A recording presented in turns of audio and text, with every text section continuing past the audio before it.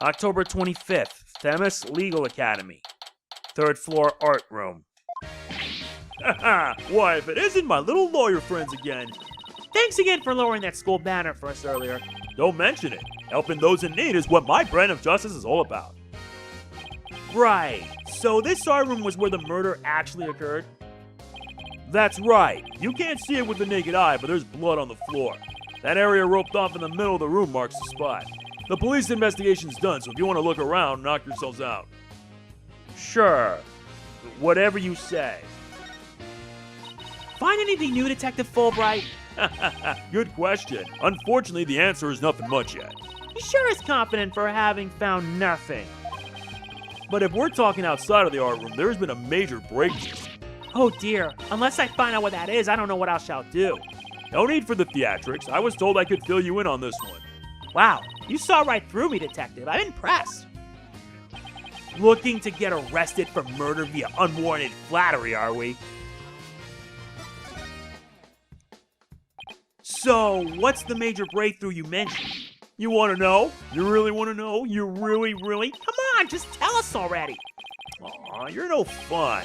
Anyhow, we got the results of the voice print analysis back. Voice print? You mean for this tape recorder? Exactly. The voice belongs to the suspect, Ms. Woods, beyond a shadow of a doubt. See right here? They analyzed the voice on the tape inside and out. Voice print analysis added to the court record. And you thought the voice on the tape was saying Hugo Connor. Thanks for the good laugh, Miss Sykes. He's the last person I want laughing at me. So now there's evidence of Juniper shouting "You're a goner" around the time of death. If we were to take this as truth, how are we supposed to make sense of it? I don't know. I can't think of any reason why Junie would shout that in the first place. I wouldn't either. Let's just get to work. A picture of a girl wearing a floral hat. Oh, it has the artist's name right here. C. Court. Wow, Professor Court must have painted this. So is this what they consider art? I really don't get it. I swear I've seen this girl before. There's an air of fragility about her, and those pity-inducing eyes. Who is this again? Her name's on the tip of my tongue. Juniper. Jesus. Isn't that a mock trial script? Actually, there's a whole bunch of them here. Let's see. Looks like everyone from the judge force submitted one. The victim, Constance Court, was the Fine Art Club's advisor, so she probably spent a lot of time up here in addition to her other duties. This isn't where I'd keep a bunch of scripts, but I wager that's how they wound up here. Poor stressed out, overworked Professor Court. I know exactly how that feels. You must, because your desk always looks like a tornado hit it. You're one to talk, Apollo. Me? What about Mr. Wright? Maybe we should rename the firm Wright Stuff All Over the Place Agency.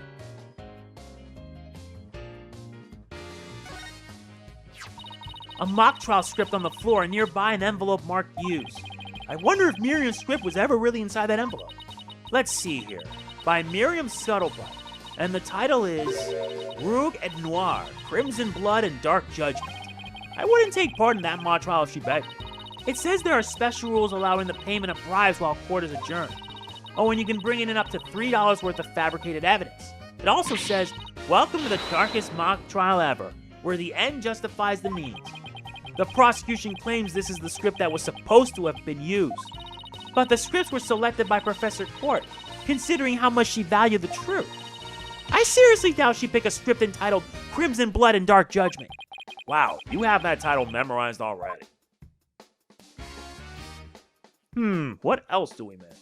Oh yeah, that picture. A picture of a girl wearing a floral hat. Oh, it has the artist's name right here. R. Newman. Wow, Robin must have painted this. Is this Juniper? The clothes are different, but... Oh, look! There's a piece of paper stuck to the back. Let's see what it says.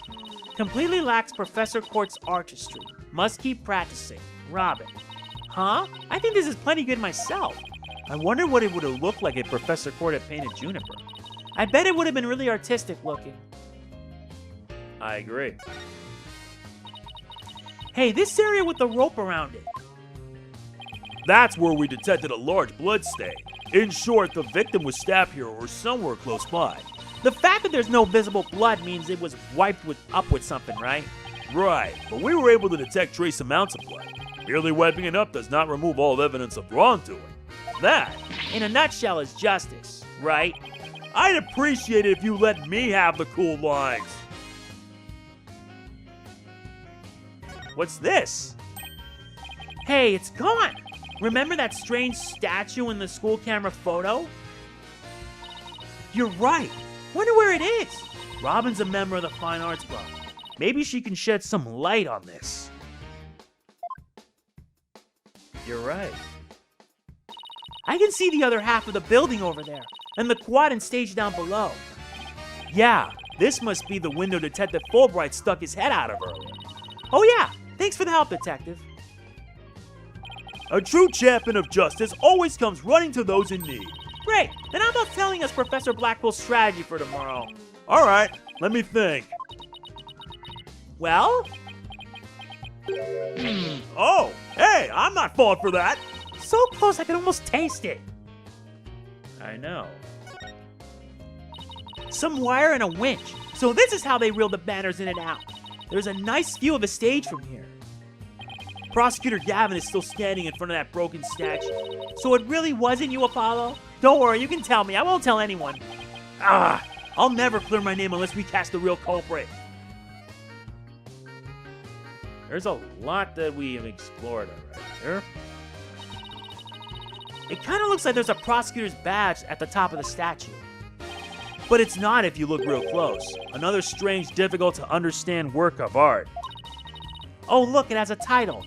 Guilty, Guilty, Guilty. Real creative. Art. Either it's too abstract to understand or as subtle as a sledgehammer. I agree. 3 busts sitting on a shelf. A judge, defendant, and either a lawyer or a prosecutor. The bearded one must be the judge, and the bummed-out-looking one the defendant. Look, there's another one that's fallen onto the floor. I wonder which one fell, the lawyer or the prosecutor. Think, Apollo, think. This could tell us how tomorrow's trial will go. I'll just wait for tomorrow's horoscopes, thanks. I've explored it. There's a paint palette here. No surprise there, considering this is the art room. Looks like someone mixed yellow and red to make orange. I prefer yellow. You, on the other hand, are way too red. What's that supposed to mean? I think this is saying that the two of us have to work together to solve this case. Ooh, what if this is Professor Court sending us a message from beyond the grave? What about that blob right next to it? The one with red and green. Maybe she's implying that you need more delicious greens in your diet. Are you saying Professor Court is watching over our dietary habits from the pearly gates? Wow, what a dunce. This is the clock that created the major problem for Junie. Don't waste your time. I've checked it, and it's 100% accurate. You sure? How'd you check it? Of course I'm sure. I compared it to my own watch, see? Detective Fulbright, didn't you notice that your watch had stopped? It has? This is unacceptable. We obviously can't rely on him. Let's take a look for ourselves. Let's see. Wait a second. It's ahead by 1 whole hour. Well, Detective? But this clock must have also been an hour ahead when this photo was taken. If so, that would fit perfectly with Junie's testimony. Prosecutor Blackwell won't like this. I almost feel sorry for the detective. Almost. You can at least pretend to feel sorry by wiping that big grin off your face. Wait just 1 minute. The clock is an hour ahead right now, sure. But what proof do you have that it was running ahead on the day of the crime? That's a good question. Wait, I think I just might have something. Detective Fulbright, you would agree that there is a moon outside this window, right? Sure, a nice crescent one, like something out of a picture book. But if you look at that window in the back with the winch attached to it, you'll see that the only view to be had is the opposite side of the school building. Oof. Then what's this moon doing here? I wonder. Prosecutor Gavin, you were scheduled to perform at the school festival, weren't you? That's right, but I hadn't seen the stage until yesterday. That backdrop with the starry sky and big crescent moon isn't half bad. Isn't this the same as the one painted on the stage backdrop? The proof's right here, Detective. This shows it was 6 p.m. when the photo was taken. Stay setup photos. Take that! I know what this moon really is. And if you look at this photo, you'll know too. This shows when the moon in the photo came from and the truth of Junie's testimony. What? Where? Where does it show that? If you look right here, it'll all become crystal clear. Right here. Take that! They were still prepping the stage, so its backdrop wasn't in place yet. This photo shows them in the process of moving the backdrop into position. I can see that. That's the big board hanging here. The size matches too. But there's no picture. That's a crucial detail. It is, but I believe we're seeing in this photo is the back of the board. The back of the... That's right. And at around 6 p.m. when this was taken, a photo of that same board was being taken from the front. What do you mean the front? The front is against the wall. That's where you're wrong. What about the window? Remember how we said the moon shouldn't even exist in this photo? Take a good look. Are you suggesting the moon is the one on the backdrop? Exactly. In short, this photo was taken while the backdrop was being moved. And as you can see here, it was around 6 p.m. when the backdrop was being set in place. So the art room clock was running fast, at least as far back as the day of the murder. How could I ever face Professor Blackwell now? Yes, I just blew a hole in the piece of the prosecution's evidence. Yes, you did.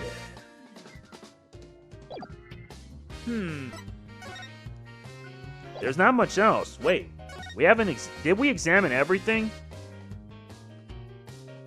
Oh yeah, the pottery.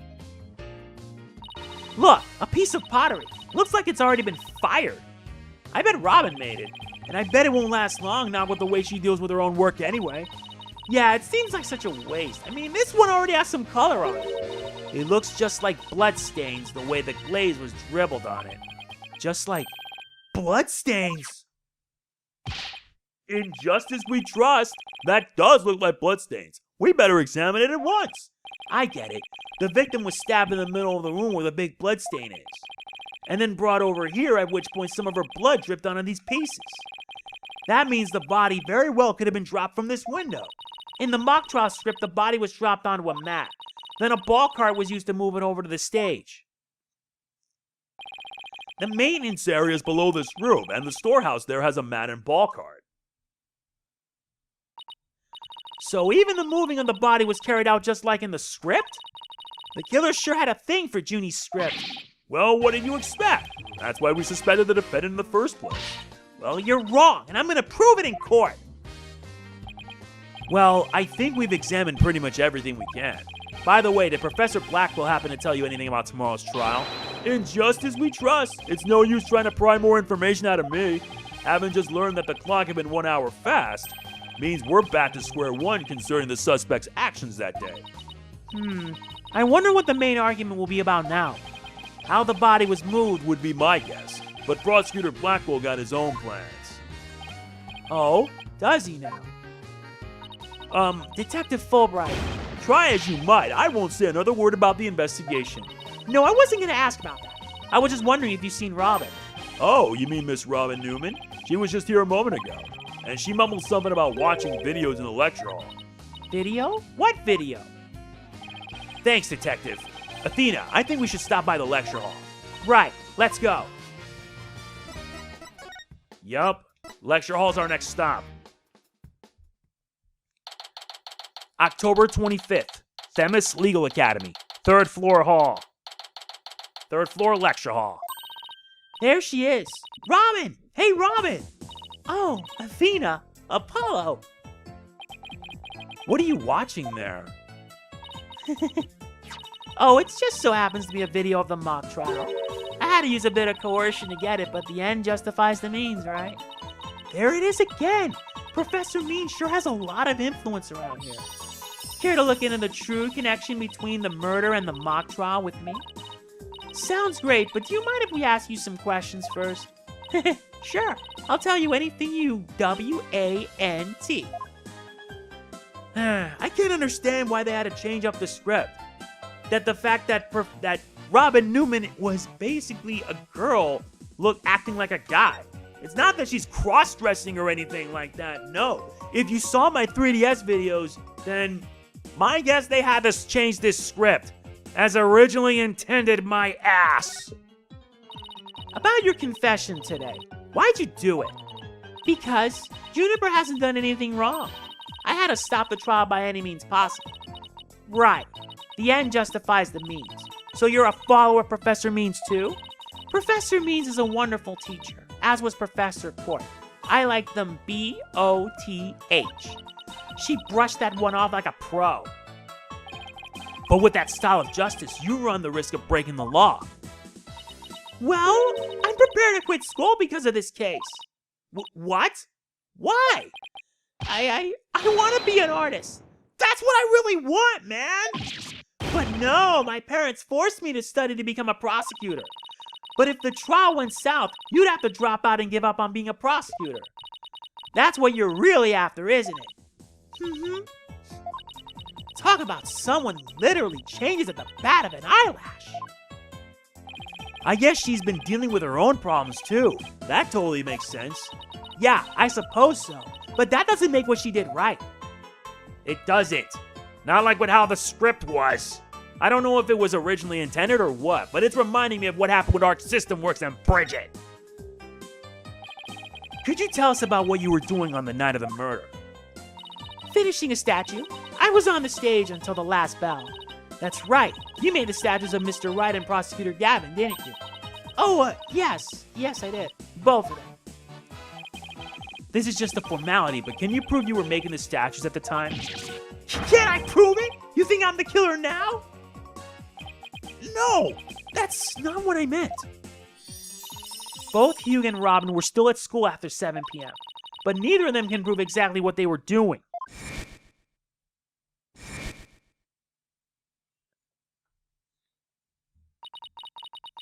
Could one of them really have murdered Prosecutor Court?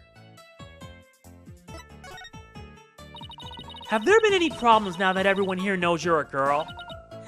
No worries there. I discussed the matter with Professor Court some time ago. I told her I wanted to let everyone know I was really a girl. And just today I found out that she spoke with the school administration on my behalf. Wait a sec. Okay, what was that? Wow, they must really like you. I know, right? But now I can finally be myself here at school. I don't have to hide the fact that I love girly clothes. That's why, Athena, I simply must have this and this by any means possible. What? But this is evidence we need for the trial. Sorry, but no can do. Aw, don't be a party pooper, Athena. Come on, please. Pretty please. Stage costume-related evidence taken in classic and justifies the mean style. God damn it! Oh, darn it! Anyway, thank you again, Athena. Thank you for revealing who I really am. I wanted everyone to know before the snitch found out. The snitch? Sounds like a new lead. Who was this snitch? There's a rumor going around that one of the students here is a snitch. I hear they're watching everything we do, our activities, our relationships, our interests, and reporting it all to one of the professors. But why would anyone do that? Officially, I heard it's to seek out misconduct among the student body. But rumor has it grades were being bought and sold through this surveillance network. That's bribery! The situation at Themis Law Academy is worse than I thought. While all this is important stuff, I still want to ask about that thing in the art room. I'll have to present some evidence to show her what I'm talking about. Okay, then all we have to do is present the school camera photos. Robin, I just remembered something I wanted to ask you. This photo shows a piece of art on the table. Do you know what it is? Whoa! Look at that unique artistic sense. That has to be one of Professor Court's creations, man! Professor Court's artistic sense. Now I'm curious. Professor Court's artistic sense. That's a tough one. I'd say it's avant-garde and very athletic. In other words, it's weird and all over the place. Come to think of it, that strange-looking painting in the art room was one of Professor Court's works, wasn't it? The statue in that photo was originally a statue of Lady Justice. Lady Justice? Professor Court had planned on placing it on the judge's bench in the lecture hall. But the day before the mock trial, it broke while she was polishing it. She said she'd take it back to the art room and try to fix it somehow. So, this is the statue in its proper state? You bet. Just look at the wild silhouette. Wow, it's so C-U-T-E. I don't get it. Do you have to be an artist to appreciate stuff like this? Athena, the Lady Justice that you put back together on that stage. Oh, right. I didn't realize before because it was in pieces, but before it was smashed. Maybe it didn't look like Lady Justice, but more like it does in the photo. But what in the world was it doing on the stage? Lady Justice updated the court record. Well, I think that about covers it. Okay, then how about watching the mock trial video with me? What do you say? Sure, sounds good to me. So how do you want to watch it? All classroom desks at this school have their own built-in computer, you know. Wow, this place is definitely a lot cushier than I thought. I know you guys are in a hurry, so I'll just fast forward to the important parts. Let's start with the professor's pre-trial speech.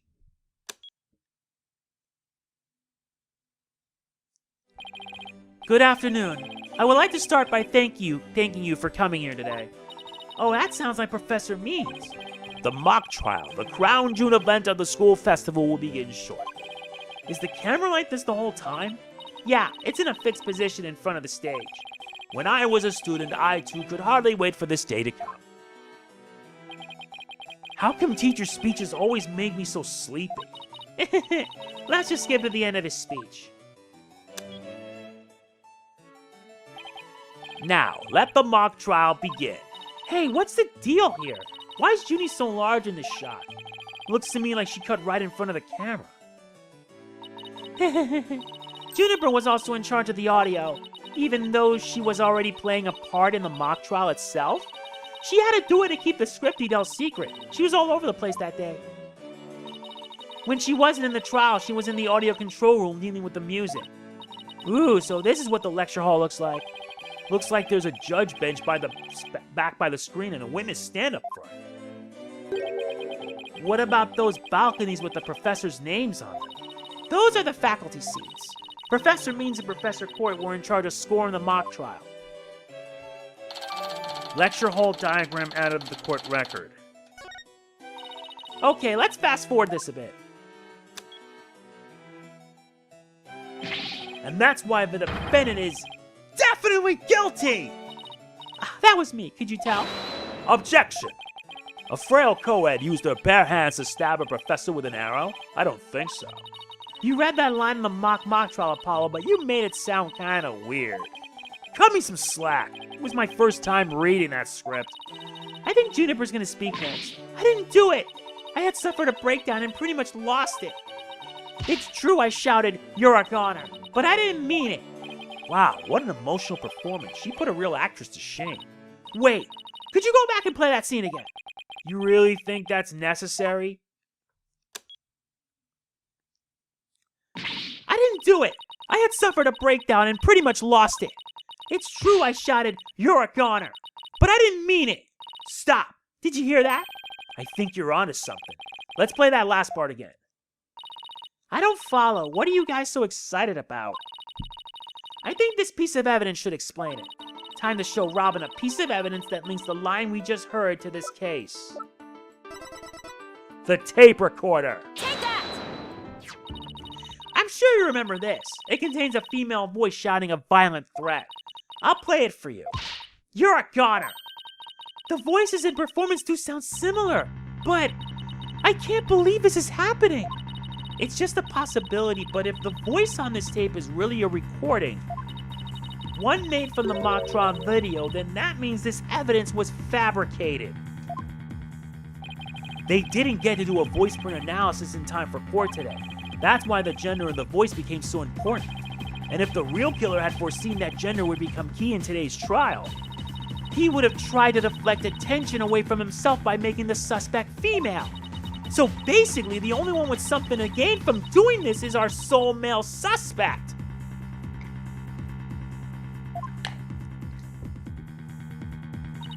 Wait a second. No! Why? Professor Means' credo is the end justifies the means. So it makes perfect sense that a student who took those words to heart would fabricate evidence. We need to get that tape analyzed as soon as possible.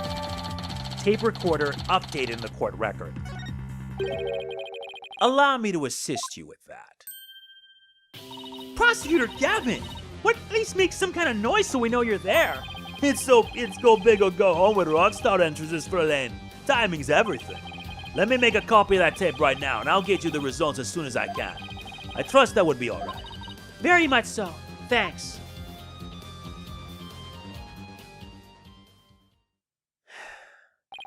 Well, Athena, it's almost sundown. Isn't it about time we head over to the detention center? I think Junie will agree that this is something that could prove her innocence. But will her heart really be open to accepting it? She had to have known this was what I'd find. After this case, Gavin is never seen again. October 25th, Detention Center, Visitor's Room. And that about covers the main gist of our investigation.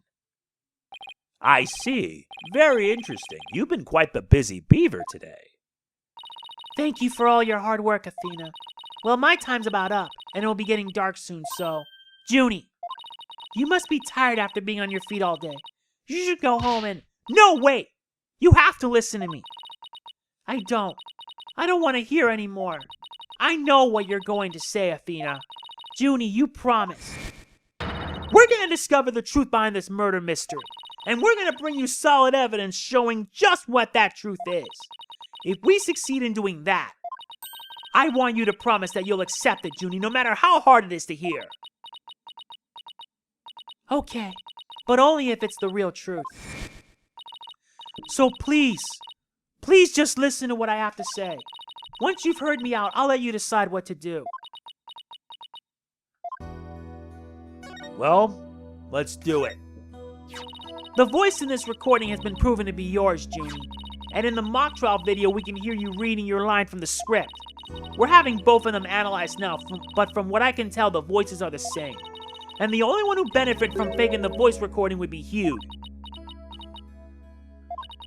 But that doesn't make any sense. I mean, Hugh confessed in order to protect me. This may sound strange, but his confession is a ploy to make himself look less suspicious. In other words, he was just pretending to protect you. Besides, his confession came after you and Robin had already confessed. If he hadn't confessed right then as well, wouldn't that have seemed a little suspicious? Say what you will, Athena, but none of us would hurt a fly, let alone kill someone. Hugh is a gifted student. He gets outstanding grades and never causes trouble. That's a BS lie. Wait, Athena, my bracelet reacted just now. It did? But why?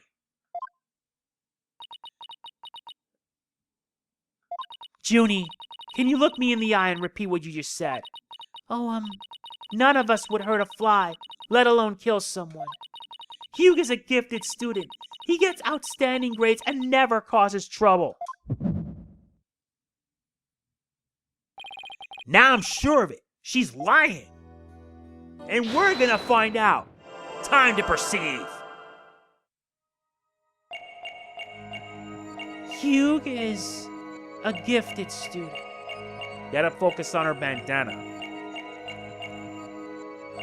He gets outstanding grades. And bingo. Gotcha. Sokoda! Juniper, you start coughing when you're under stress. You can't hide it from me no matter how hard you try. When you said, and never causes trouble, a cough escaped and made your start flutter. As for why you were stressed, it's because you were lying.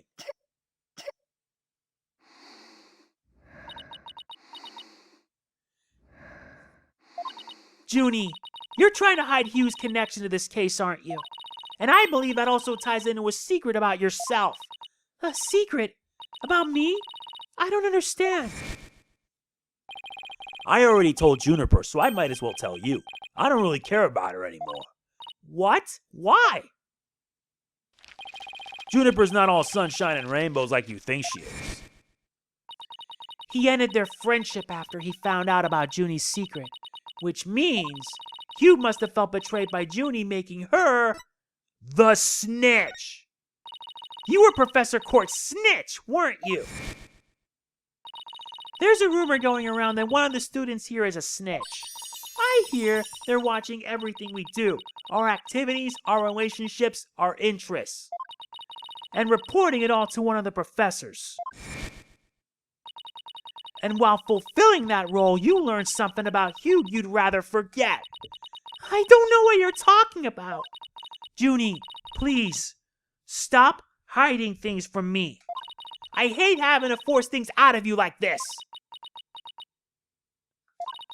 Looks like we're gonna have to do this the hard way. Time to review the evidence and see if I can't prove my hypothesis. I must have something that proves Junie's the snitch and Hugh's connection to the case. What else? The Hugh scrap. Take that! I'm relieved to see you're coming around. You see, I wasn't trying to hide anything. Juniper's one cool customer, Athena. Wait, I don't think that was the right piece of evidence. Whatever you show me won't change the fact that I've already told you all I know. I must have something that proves Junie's the snitch and Hugh's connection to the case. And this was it. The Hugh scrap. Oh, wait. Wrong one. My bad. Thankfully, the game does not punish you for that. Time to present the proper evidence. The planner. Take that! Right here in Professor Court's planner, it says, routine report. I believe this is meant to mean when the snitch will report into Professor Court. I also believe Professor Court planned to meet Hugh in private based on the snitch's info. And from their meeting, Hugh must have put 2 and 2 together and figured out your secret. So you see, it all makes sense only if you're the snitch, Junie.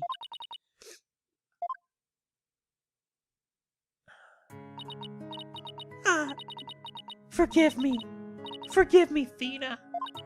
I've been lying to you this whole time. The truth is, I suspected Hugh from the start.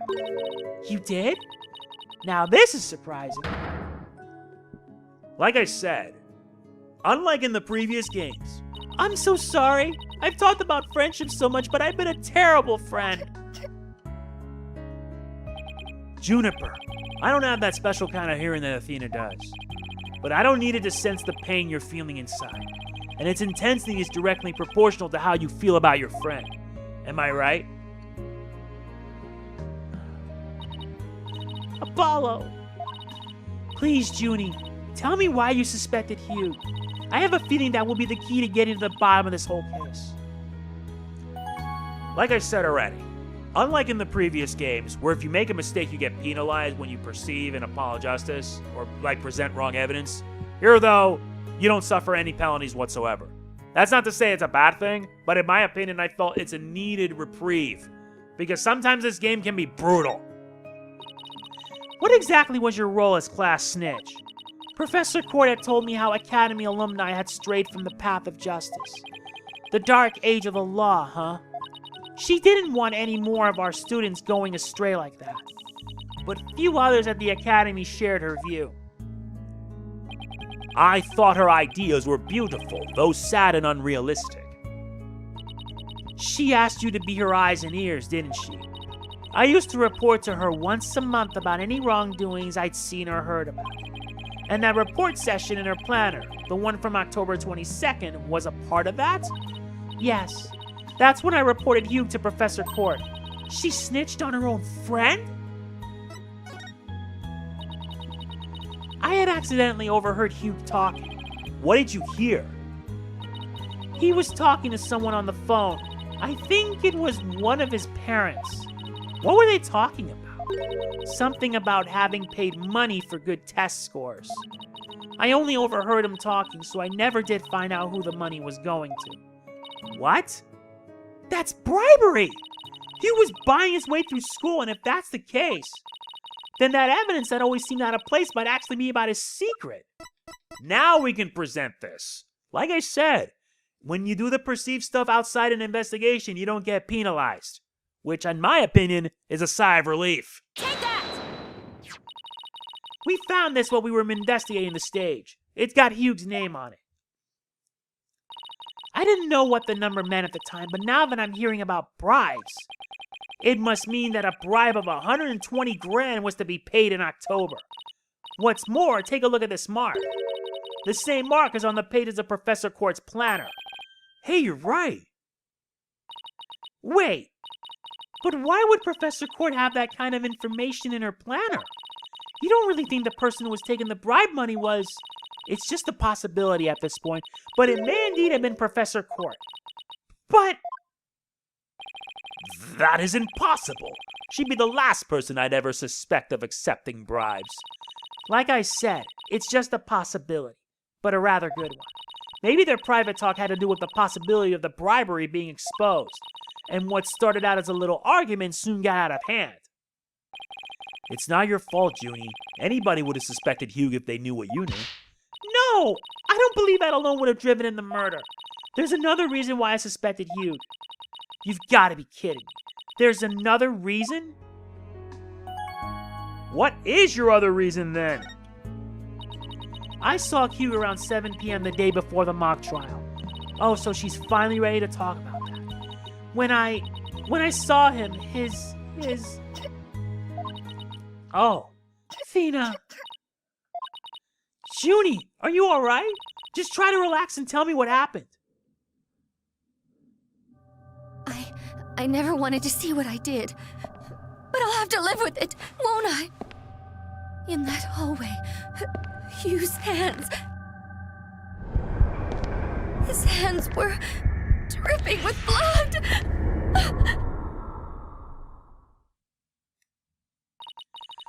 His hands were dripping with blood. What? But why? What am I going to do? Deep down, I know Hugh can't be the killer. But my mind keeps telling me he is, no matter how hard I try to convince myself he isn't. Oh, what am I going to do? Hugh, he's... I can't take this anymore. Theta. So she hid the fact that she had seen Hugh and said she went home at 6 because she wanted to avoid talking about what she saw. Junie, it must have been terrible holding all of that in. But it's going to be okay. I'll get to the bottom of this. And that's my promise from one good friend to another. I'll be defending Juniper tomorrow, if that's okay with you, Professor Means. My main concern is whether you can defeat that prosecutor. But I won't try to stop you. I will be watching from the gallery, and shall look forward to seeing what sort of results your methods can produce. Good luck tomorrow. Now, if you would excuse me. Thena, I'm sorry, I really mean it. I wish I had trusted you from the start. You have to uncover the truth tomorrow. I know you can do it. Don't worry. We already know that the prosecution's key piece of evidence is a fake. And thanks to you, we figured out the motive, too. Let's give this our best shot, Athena. Let tomorrow be the day Juniper walks free. I wouldn't have it any other way. We should be all ready now. What could possibly go wrong this time? Still, there's this strange, uneasy feeling I can't shake. I'd better be imagining it. A strange feeling, huh? Well, we're about to find out tomorrow. That is it for this part of Phoenix Wright Ace Attorney Dual Destinies. Next time will be the trial, and like I said, they will be split into 2 parts due to length. I do this because I want to get this done. Believe me, I do. So, yeah, let's do it. And yeah, I do apologize for that mistake I made, but I wanted to show you guys that, well, the game won't penalize you if you make a mistake. So there's at least that. So yeah, see you then. This is MegamanNG signing off. Oh yeah, I forgot. If you enjoy it, like, comment, share, subscribe, click the bell. See you then. This is MegamanNG signing off. Peace out. Product provided by CAPCOM.